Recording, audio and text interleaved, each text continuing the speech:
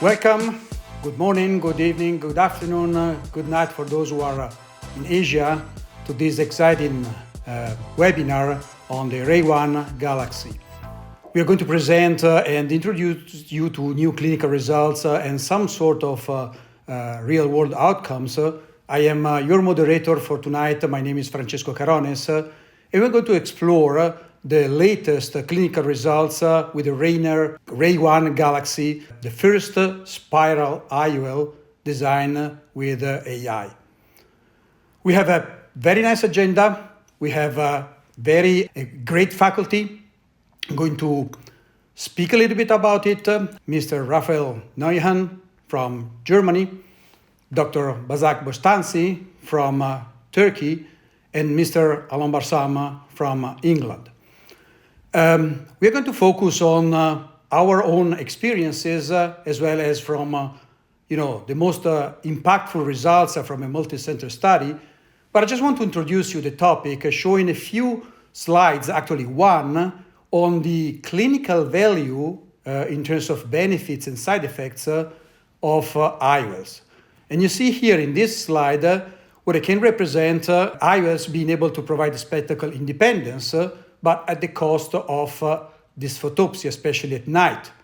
And we know that in this ratio, we have diffractive in increased range of focus IOLs who are very high in terms of night dysphotopsia that may induce, as well as we have diffractive full range of focus, able to provide more spectacle independence, but still at the cost of night dysphotopsia. Recently, lenses with a refractive pattern in the increased range of focus area have been introduced, but they do not provide a full range of vision. And so here is exactly where I think the Galaxy may fit very well, being the only refractive full range of focus IOL, being able to provide high levels of spectacle independence at a very low cost or compromise as regards dysphotopsia. Let's start immediately hearing from Raphael Neuhann from Germany about his overview and preclinical study. I'm looking forward to talk to you about a small overview about the Galaxy Spiral IOL, how it works, how it was developed, and showing you some data from the first preclinical study that was done by colleagues in Austria. And when we talk about presbyopia correcting lenses, we also want to mimic crystalline lens accommodation. So the basic principle, I think you all know, that when light travels from a distant source into the human eye, we need lower, not at that high refraction inside the eye to focus the light on the retina, so that will result in a lens with a flat curvature. However, when we move an object closer to the eye and the light will travel from a near source, we need to have a higher refraction in the lens to still focus the light onto the retina. So that will result in a steep curvature of the intraocular lens. Combining these two or even more features to provide a great range of vision is the ongoing struggle with all lenses we know. So how was it done in the Galaxy IOL? Here you can see the Galaxy surface construction. It has a far, intermediate, and near optical elements, and illustrated on the right side of your image, you can see it was how the different areas are incorporated into the optic using continuous spirals to provide a smooth surface and a smooth continuous vision. So to get there, Rayner was using a proprietary AI engine that created a unique optical spiral tuned for optimal patient outcomes. The spiral tracks allow continuous variance of power, focusing light at every position along the defocus curve. This results in a precise control of the optical power from far to near focus, producing a smooth and continuous full range of vision. And when we look at the smooth and continuous changing surface, This will allow less abrupt transitions like in diffractive IOLs that we know, and that decreases dysphotopsia and light loss. So when we look at the preclinical study that was done in Austria in collaboration with Dr. Bresner from the Austrian Center for Medical Innovation and Technology and Professor Michael Ammon from the Academic Teaching Hospital in St. John, they were using the RALPH device. You maybe all know that or heard about it or saw it already at meetings. This device gives a real visual impression of IOL performance without implantation of these lenses. There were 30 healthy subjects between 18 and 40 years, and the IOLs were inserted into the RALPH device for intrapersonal comparison. IOLs used were enhanced monofocal IOLs, trifocal IOLs, diffractive trifocal IOLs, and the Galaxy Spiral IOL. These were all monocular tests, and the test took about 45 minutes, and it's a personal preference test. So the first thing they looked at was mean contrast sensitivity at distance, intermediate, and near. And here you can see there's the comparison between the Galaxy IOL and a trifocal diffractive IOL. And you can see the Galaxy Spiral IOL demonstrated better contrast sensitivity compared to a diffractive trifocal IOL, especially at near. The next focus one was on, and I think that is what everybody is really interested about, the monocular halo test at a distance of 4 meters. And here you can see the three IOLs, the Galaxy Spiral IOL, the trifocal diffractive IOL, and the enhanced monofocal IOL. And as you can see, the halo patterns between the Galaxy and the enhanced monofocal were very similar. So it's very close, the Galaxy halo is very close to that of an enhanced monofocal, but significantly better than in the trifocal diffractive lens. So this is, I think, very astonishing and very promising for the future, and this is something what we all wish for. And at last, they asked the patients for their subjective, or the subjects for their subjective lens preference. They were showing them an image, as you can see see here with the balloons for distance vision, an image of a Google Maps image for intermediate, and a phone chat for near vision, and asked them for their preference, and almost all subjects preferred the Galaxy Spiral IOL across all distances over a diffractive trifocal IOL. So in conclusion, the Galaxy demonstrated a better contrast sensitivity compared to a diffractive trifocal IOL. It also demonstrated a halo size closer to that of an enhanced monofocal IOL than a diffractive trifocal IOL, and all subjects, almost all subjects, preferred the Galaxy across all distances. So thank you very much. I'm really looking forward to hear now from the next speakers about the real-world usage in their patients.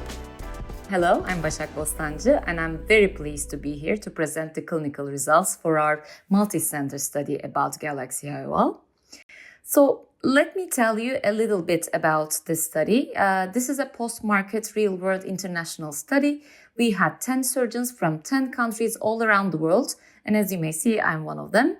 We recruited patients who were eligible for receiving an advanced IOL optic and implanted 182 IOLs during this study.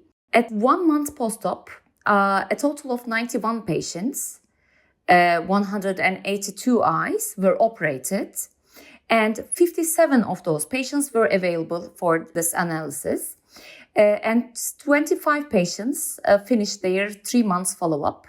And our main outcome measures were visual acuity, subjective refraction, defocus curve, halo, and glare simulator results. Here is the subjective refraction of our patients in the preoperative and 3 months post-operative periods. We did a cylindrical correction where needed with Galaxy toric IOLs. So as you may see, our results were almost ametropic. Here is the binocular mean visual acuity outcomes for distance, intermediate, and near for 1 month, 3 months, uncorrected, and distance corrected. So as you may see, Galaxy and Galaxy Toric IOL showed a strong performance for all distances. And for all distances, the corrected and uncorrected binocular mean visual acuities were strictly better than 0.1 logmar. And in addition to that, we observed a stable visual acuity from 1 month on at all distances. Here you may see the cumulative outcomes for binocular visual acuity. The blue chart is uncorrected and the purple chart is distance corrected, and all results belong to 3 months. As you may see, all patients reached functional 0.2 logmar or better for distance and intermediate vision. And the majority of patients, nearly all of them, 96%, reached functional 0.2 logmar or better for near vision. So as you all know, functional 0.2 logmar is often used as a benchmark for vision studies because it represents a level of visual acuity that is sufficient for almost all daily tasks. And some regularity bodies also consider 0.2 logmar as an acceptable outcome for premium IOLs. And this is the defocus curves, binocular and monocular, for 1 month and 3 months. The blue chart is binocular and the purple chart is monocular. And as you may see, there was a peak at 0 for distance, and there was a smooth and continuous binocular defocus curve showing a visual acuity of 0.2 logmar or better across almost a 4 diopter range, starting from +1 diopter to 2.5 diopters. And there was no dip observed in intermediate vision on defocus curve that we usually see like a wave-like defocus pattern typically in trifocal lenses. And also, again here, we observed a stable defocus pattern from 1 month on. So finally, the results of glare and halo simulation. What we did during the study is at 1 month, we asked our patients to assess their halo and glare size and intensity and measured it with a simulation software. And we compared these results, the 1 month results, with published results of diffractive trifocal lenses, but this time these results belong to 3 months. So don't forget, I will try to remind you that these photopic problems tend to get better by time. So comparing 1 month results of Galaxy with 3 months results of diffractive IOLs might be a little disadvantageous for Galaxy, but actually we observed that the size and intensity were milder with Galaxy lens. So in summary, we observed an excellent binocular vision at all distances with stable results from 1 month on with Galaxy and Galaxy Toric IOL. The clinical binocular defocus curves a full range of vision extension with a smooth plateau between +0.5 diopter to -2.5 diopter and a total visual acuity range of 0.2 logmar or better across almost 4 diopters. And we observed a reduced halo and glare compared to published data on diffractive trifocal IOLs. Thank you for listening to me. And I'm really excited to hear our next speakers of personal experience with Galaxy and Galaxy Toric IOL. So I'll talk about my personal experience now with this, the RayOne Galaxy lens and the RayOne Galaxy Toric. The first thing I'd like to say is just to draw your attention to this study, which was done before the Galaxy Toric and Galaxy lenses were available, but it's a multi-center retrospective study of over 2,500 patients from over 115 different centers, and PROMs, which is patient-reported outcome measures, were collected and analyzed. And the results are quite surprising. And essentially what we saw, and I was one of the authors, but you can see there's a few authors there involved. The results basically show that the highest determinant of patient satisfaction is quality of vision, and actually the chance that a patient doesn't have dysphotopsia, or to put it another way, if a patient does have dysphotopsia, then that is a determinant of dissatisfaction. And that was more a cause of satisfaction to not have dysphotopsia than the patient's independence of glasses, than the patient's visual acuity, even patient's satisfaction with the surgeon and with the center. None of those things were as significant as dysphotopsia. So I want to make the point now, and I will reiterate that point, which is that I believe over many years, and in some cases even a decade or more, of using diffractive optics and full range of vision multifocal intraocular lenses, that we as surgeons have become a little bit desensitized to dysphotopsia. So we counsel our patients, if they're having a trifocal lens, we tell them they're going to get dysphotopsia. And then afterwards, if they tell us they've got dysphotopsia, we kind of think to ourselves, well, we told you we're going to get dysphotopsia. That's just part of how it all works. But we don't really envisage a scenario where they can have full range of vision without dysphotopsia, or what the significance of that is. And that's really, I think, where this lens is totally unique and is totally special. So yes, I did the first implantation in July. You can see this is the toric version of the Galaxy. And I think what's interesting really is how you observe the lens under the microscope. So in some lighting orientations, you do see the spiral for sure, but you do not see it as profoundly as you would see a diffractive pattern on, for example, a trifocal lens. So it's one of these things that when you first start implanting it, it will become apparent to you that you would naturally expect the dysphotopsia profile to be more favorable. You know, there's less on the optic that is interfering with, obstructing, obscuring light. And it's not surprising that these patients get significantly less halo and glare. OCL Vision, we have put in over 270 Galaxy lenses, and I myself will have put in around 180 to 200. So around 100 patients I personally have treated with bilateral implantations of either the Galaxy or the Galaxy Toric. And that includes all levels of ametropia and emetropia. So there was no cutoff of for that in terms of the patients that I've been selecting over the last few months. And I would say that in the centre of London, it's a kind of medical district, and the patients are very demanding. You know, they're not in general laid back, relaxed patients. In general, as you all know, patients who want full range of vision, or let's say total spectacle independence, are by nature demanding patients. But I just want to make that point that this was not a kind of predominantly cataract population of patients. Although there are some cataract patients in this group, the majority of these patients are refractive lens replacement. So they are patients who are having the surgery in order to benefit from independence of glasses, and they judge the visual quality related to how they may remember the vision to have been in themselves before they developed presbyopia. From my experience, the lens does provide a full range of vision. So when you counsel patients, you can tell them that they can expect to be fully independent of glasses. I prefer this to trifocal intraocular lenses, and now I no longer use trifocal intraocular lenses. However, there are some differences that I want to try and explain to you about how this lens performs and how you can or should counsel patients when you first start selecting them for surgery. I would say that some problems are either much reduced or totally absent, and that applies to dysphotopsia.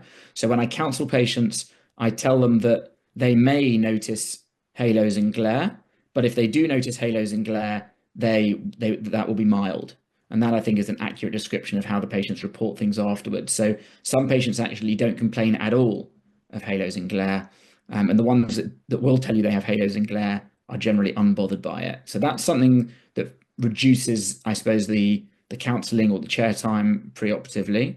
However, the near vision, in my experience, in most patients will settle more quickly than the distance vision. So when I'm counselling patients, I still speak to them about neuroadaptation.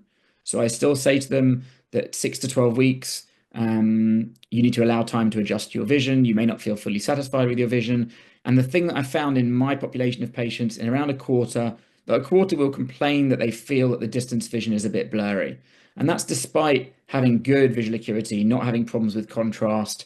It's just a manifestation of how this lens works. And I think because they're being presented with such clear natural range of vision at close and intermediate, that the neuroadaptation element is to essentially almost filter that out so they can kind of attend to the distance vision that the lens generates. I will acknowledge Purvi Thompson, who's our lead optometrist, because she's not only was she involved in the main study that Başak was talking about and presenting, but also subsequently we talk about patients that come back and how she feels it's performing, and she manages the optometric team who do a lot of the optometric refractions afterwards. So which patients did we select? Well, they were patients who wanted to be totally independent of glasses. For patients who don't need to be totally independent of glasses, or who don't want to be totally independent of glasses, I prefer the RayOne EMV, but I still like an extended or increased range of focus lens. But for full spectacle independence, this has become my go-to above trifocals. However, a lot of the things that you would bear in mind when you select patients for trifocal lenses do also apply with this lens. And I would advise you that when you start using the Galaxy, you should select patients in whom you would otherwise be happy to use a trifocal intraocular lens. Astigmatism needs to be treated aggressively if you like, so don't leave astigmatism untreated. The ocular surface needs to be good, so if you see that the ocular surface isn't good, you may want to treat that prior to surgery before you put these lenses in.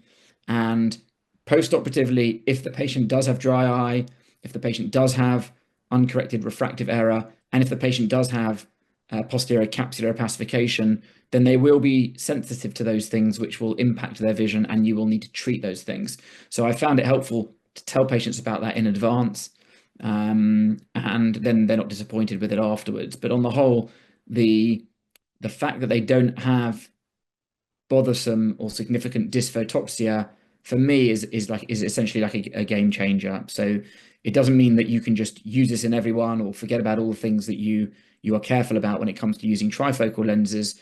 But the fact that you don't have patients telling you that they can't, for example, drive at night is really a big change, big step change in what we can offer with this lens compared to everything that's come before. How's it changed my practice? Well, I don't use this lens above an extended range of focus lens. So if there's a reason where I feel like a patient is the psychological type where I would not have used the trifocal lens and I would use an extended range of focus lens, I still make that decision to use an extended range of focus lens.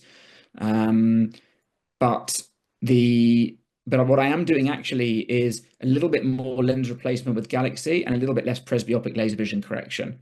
So in the past, I was put off by the dysphotopsia profile of trifocal lenses, but now that that's no longer so much of an issue, in terms of the refractive armamentarium, I'm happier to offer lens replacement now that this lens essentially, in my opinion, works more physiologically. I still tell patients not to expect the kind of vision they had when they were younger, because I think that's a good way to counsel all presbyopic patients.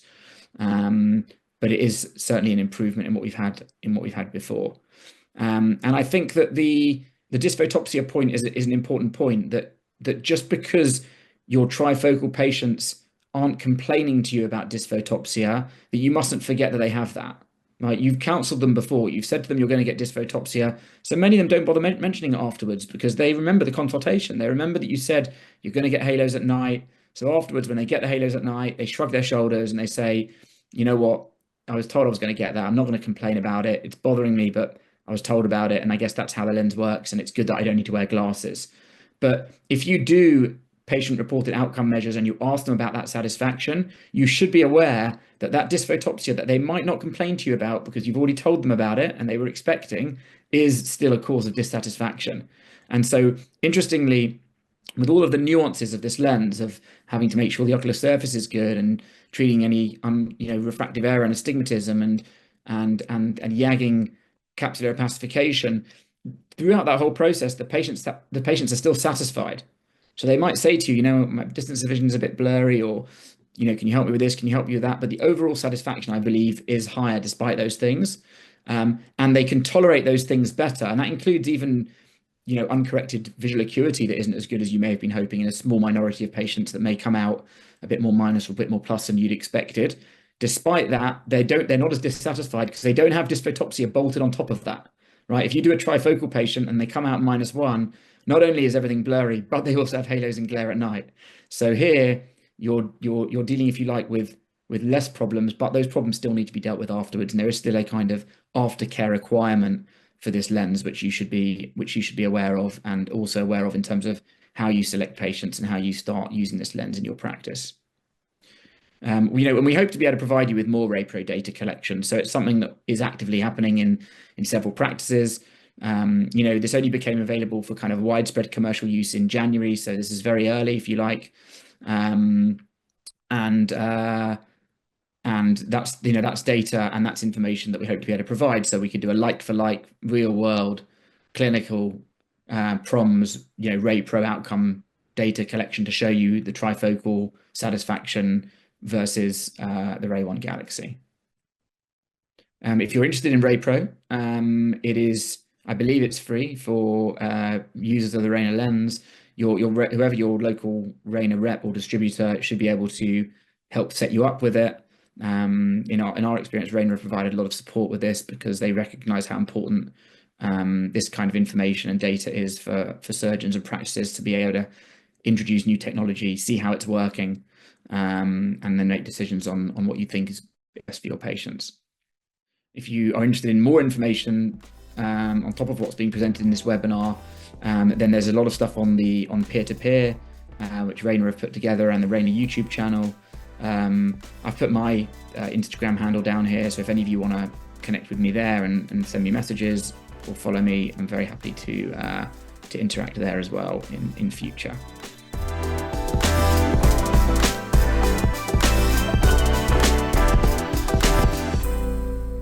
So let me start asking you, Allon, about the very first one that has been asked by many of our colleagues. What about mixing and matching the Galaxy with the RayOne EMV? Do you see any need or situations where that could be advisable? Are you doing it?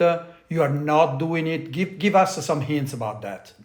Yeah, so I personally don't have any experience of mixing and matching with this lens. In fact, as it happens, I've not even used it unilaterally, which I think would be a perfectly reasonable thing to do.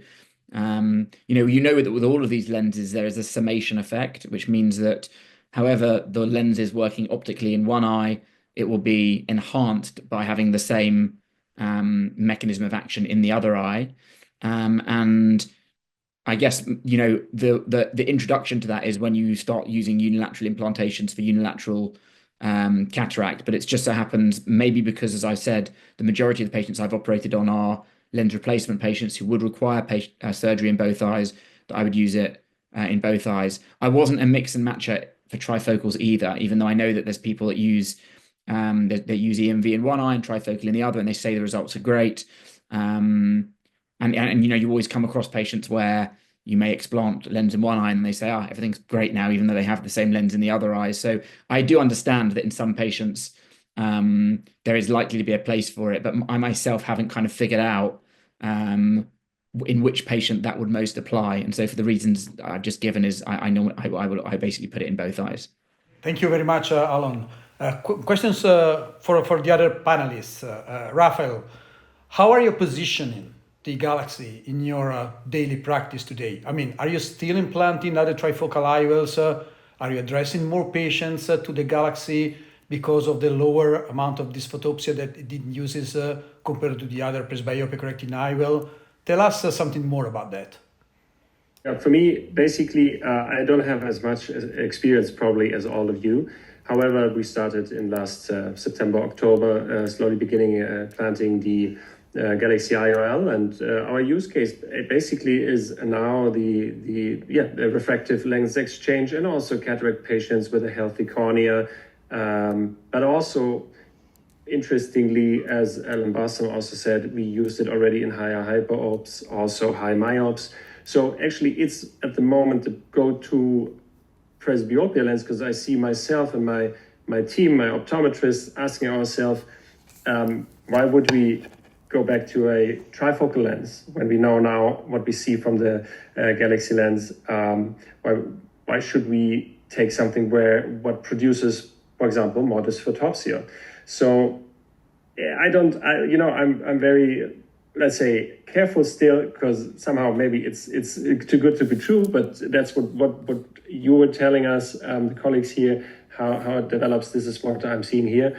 And I'm not doing more than than before, but in a lot of high demanding also cataract patients, what we also have in Munich, Germany, as Alan said, probably in London, that they have already early disturbances of the human lens getting cloudy. They're still working, they're still in the business. So I think that's the use case there, yeah.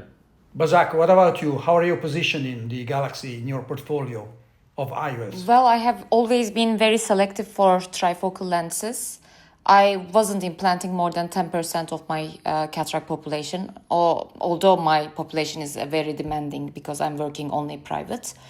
But with Galaxy, I'm not implanting trifocals anymore. It is my new presbyopia correction lens. But I figured that I am allowing myself to implant more because I think it is more, you don't have to be selective for the alpha angle, let's say.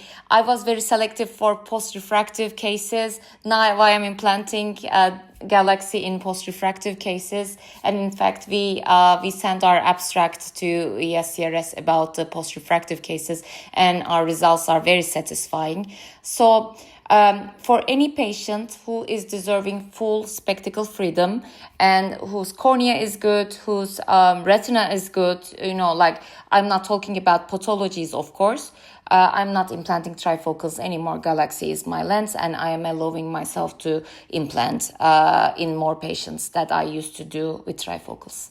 There are a few questions from the audience related to the comparison with competing technologies like other trifocals and non-diffractive increased range of focus IOLs. I don't know if you have a direct experience. I think that at this point it's not worth comparing this technology with others because the numbers and the follow-up period that we have is not long enough to really make statements. I think this is, I think the Galaxy is a very nice lens to be implemented in our portfolio of weapons to provide patients with a full range of vision, spectacle independence after lens replacement, either for cataract or refractive. But sophisticating if it is better than others, I think is still relatively early. What the other panelists are thinking about it?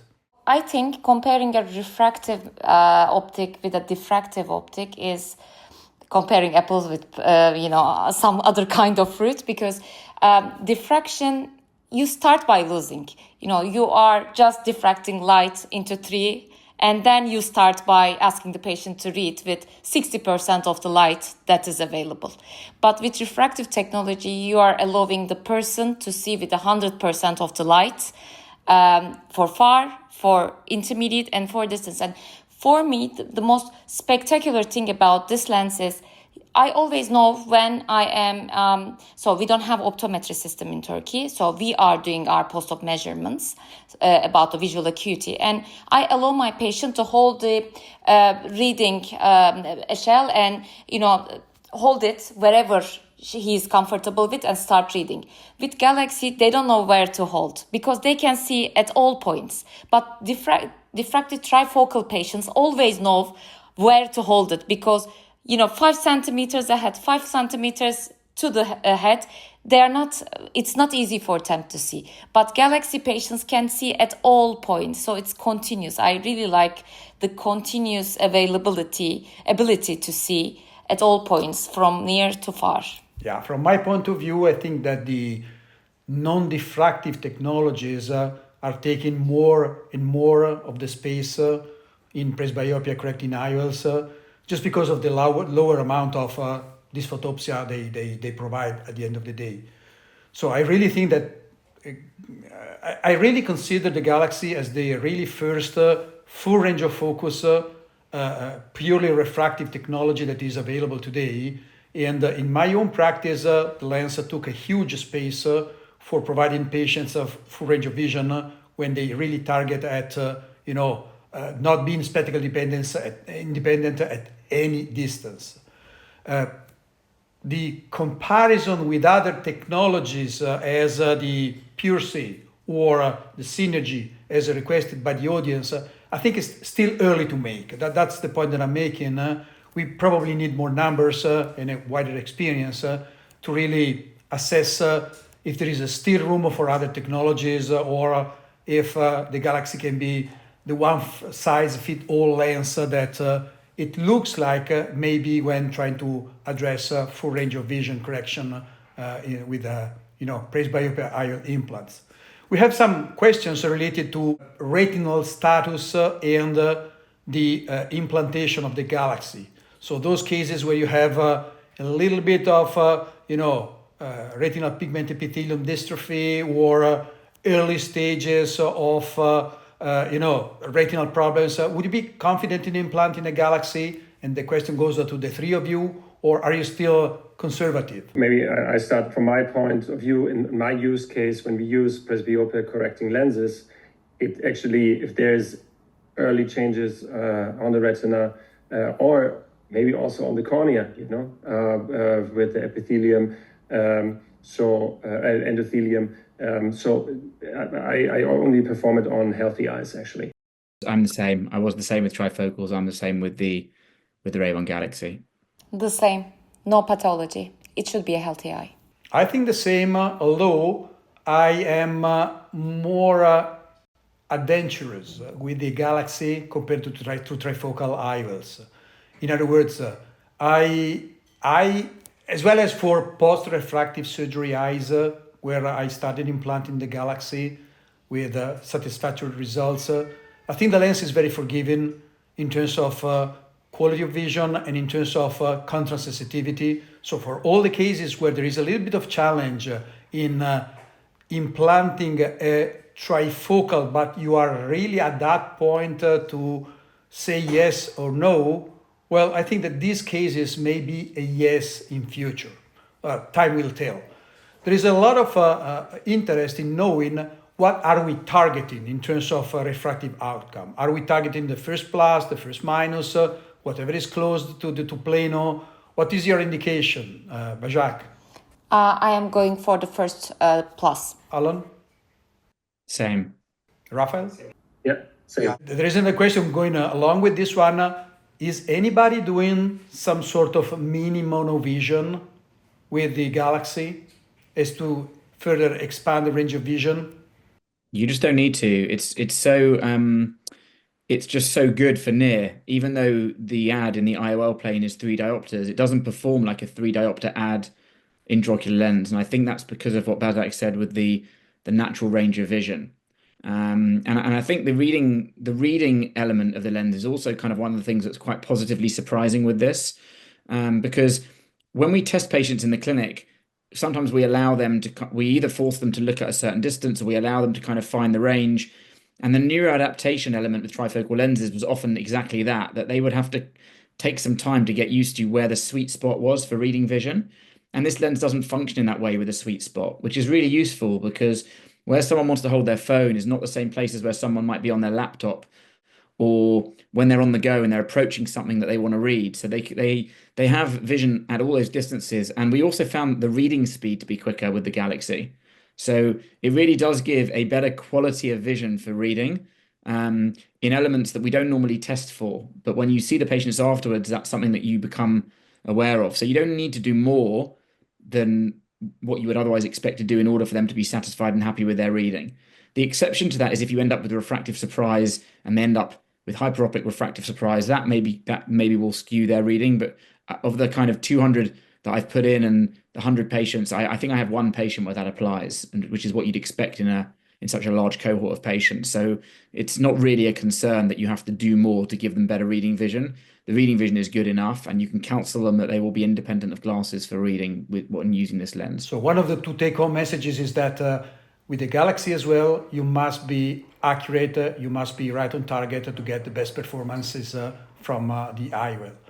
So according to this, do you have any preferences as regards your preferred formula to calculate the IOL? And what is the minimum astigmatism that you will correct or you will leave behind without correcting? So what is the threshold for you to decide whether or not to correct astigmatism with the Galaxy? For myopes, I go between Barrett and Hages. For hyperops, I go between Kane and Hages. And for astigmatism, if it's an against the rule astigmatism, I correct everything more than 0.5 diopters. If it's with the rule astigmatism, I correct after 1 diopter of astigmatism. Usually they want me to correct even after 0.75 for with the rule, but what I do in my clinic is against the rule 0.5, with the rule 1 diopter. So basically with formulas, I look at actually the Barrett formula. Also, many times I use the ESCRS formula basis to see a lot of formulas parallel to each other, as well as the Rayner with Pearl DGS and a ray trace.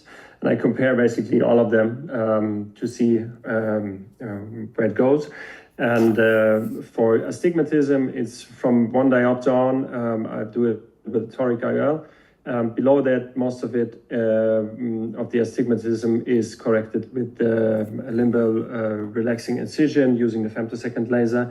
In most of the cases, with refractive lens exchange, we have femtosecond laser assisted surgeries, and then we use that. So we use the Hill RBF. I mean, we have the iStar as our biometer, so the Hill RBF is incorporated into that. But we will also use the ray trace calculator, which has Pearl DGS incorporated into it, and then I take both into account. But the ray trace calculator has become very accurate on account of updates that have been made to it, and it's very user friendly for anyone that hasn't used it recently. It really works nicely. So it's another nice innovation from Rayner. For astigmatism, I will not leave more than 0.5 diopters on the cornea for against the rule. So under 0.5 diopters for with the rule astigmatism, then I would tolerate maybe 0.65. But I'm using the Galaxy toric much more frequently than just the Galaxy without toric, because I just want to make sure I eliminate astigmatism. Again, as we get more comfortable and we have more months and more years that go by, and then maybe I can be a bit more relaxed about it. But for the time being, I'm just trying to do everything in our kind of technological armamentarium to maximize the outcome for these patients. Another hot topic. We know that the Galaxy has this central part, 1.1 to 3.2 millimeters spiral optics. So one of the questions that arises frequently in this chat is how sensitive is the Galaxy to pupil size, and if anybody of you has any restriction or indications as regards pupil size, either to implant or not to implant the Galaxy for extremes. I didn't have any extreme cases, but I am in accordance with Allon, because I think it is less pupil dependent compared to many diffractive optics with rings. But I didn't have much extremes. Patients with tamsulosin or finasteride or something like that, where they have no dilating pupil really left. I don't use these lenses. I don't use diffractive lenses. But with large pupils, I didn't have any issues yet. Yeah, I've not excluded any patients on account of pupil size, and I've used it in patients that have more than 7 millimeter pupils. I suppose if someone had pupil size of like under 1.5 and it just didn't enlarge for some reason, like they were maybe on pilocarpine or something like that, then you might not expect the lens to function in the same way. But those patients have so much pseudo accommodation that they'd probably be able to read anyway. So I haven't excluded anyone. I mean, I haven't come across anyone with tiny pupil, but I haven't excluded anyone on account of large pupil, no. Let's start with some tough questions. Would you recommend this lens to like professional night drivers, taxi drivers, truck drivers, and so? Or let me rephrase it. Would you recommend it better or more than a trifocal, traditional trifocal? Allon, you can start. So I that's one of the big advantages of this, is that you don't get specific nighttime vision problems. So yes, I would have no problems using this in a professional night driver. There were many that used to put trifocals in such patients, but I didn't. So, I didn't used to use trifocals in such patients, but would use this lens in those circumstances if that was, if patients required or demanded full range of vision or total spectacle independence. I had 2 patients that are actually not professional drivers, but they actually by themselves told me that there's surprised how good their nighttime vision is, because we have short days in Germany over December and November, and they actually, experience a lot of dark situations around the time of implantation. And they actually give me confidence to do that. I don't necessarily recommend a lens to a driver. If he wants clear vision for far, I will explain that monofocal will give him a clearer distant vision. But if he requires also reading at the same time, and if he asks for a premium or presbyopic lens correction rather than putting a diffractive lens, I will go for a Galaxy. The three of you are all very experienced with the RayOne, regardless to the optics, the RayOne platform. What about rotational stability of the lens when toric is implanted to attempt a perfect vision? Any comments? Is it rotationally stable? Do you see that it is difficult to align? Do you see any late rotation of the lens? The Rayner lenses, they exert more compressive force at the equator than many other lenses, so they just don't move at all. I've used thousands of Rayner toric lenses, which is essentially the same platform. I've only had one patient that I can remember where there was a rotational issue with them. I think providing it put in the right place at the time of surgery, you mark the cornea well, you just don't have to worry about that. That's a huge benefit of this platform. Yeah, same here. I didn't do any re-rotation. I didn't need to. I have one last question for the three of you with a very quick answer. From a clinical standpoint, and I give you my answer first, do you have any real complaining patients in the series of lenses that you have implanted? My answer is no for now. So patients are quite happy, but most interesting, I do not have any one of them complaining as regards either quality of vision or night vision. They may report some halos around night, the lights at night, but what I find it very interesting is that they do not complain at all. What is your feeling? What is your experience? So I always have complaining patients. I wish I didn't. But they definitely, I really do feel that they complain less than patients with trifocals used to complain. And they complain about different things. And it's a minority. The majority of patients do not complain. They're really happy. You do the surgery, don't see them again, and there's no problems. But if you don't achieve target, if they have some capsular opacification, if the ocular surface isn't good, they're going to perceive blurry vision. Normally it's blurry distance vision, and you'll need to manage that. But it's less of a kind of wholehearted emotional complaint than you used to get with a trifocal lens where they can't drive at night, for example. So you're swapping, one complaint for another, and the complaint that you're accepting with this lens is one that bothers patients less. That's my experience. In my case, because I was a part of the study, I was letting the patient always almost pushing the patients to complain. I was asking them questions. How is your nighttime vision? How is your reading speed? I was asking questions like that. So I let them to complain. I only had, trust me, one patient who complained about anything. And she was, I think she wanted to, she didn't want to wait for the neural adaptation, and she wanted things to be very quick. And she complained about far vision. She was able to see 20/20, but she said it wasn't very, very clear. And, it was in the first month of the surgery. So after things settled down, she got better, but she complained about the far. But she never complained about the intermediate and near. She started saying my near is perfect, my intermediate is perfect, but by far isn't not good. She always started complaining like that, but after 1 month, she got better.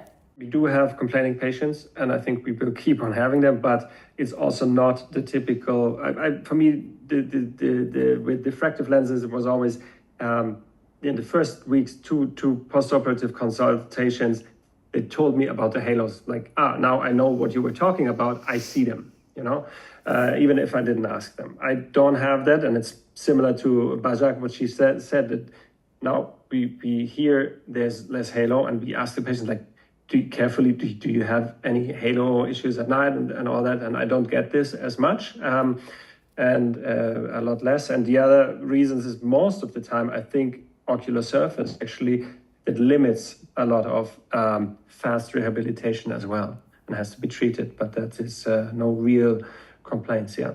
Thank you very much. Well, I think it's time to wrap up now. I really like to thank all the panelists and their excellent presentations. I'd like to thank the audience. Thank you, Rayner, for providing us this space, and let's see what happens in future with this exciting technology.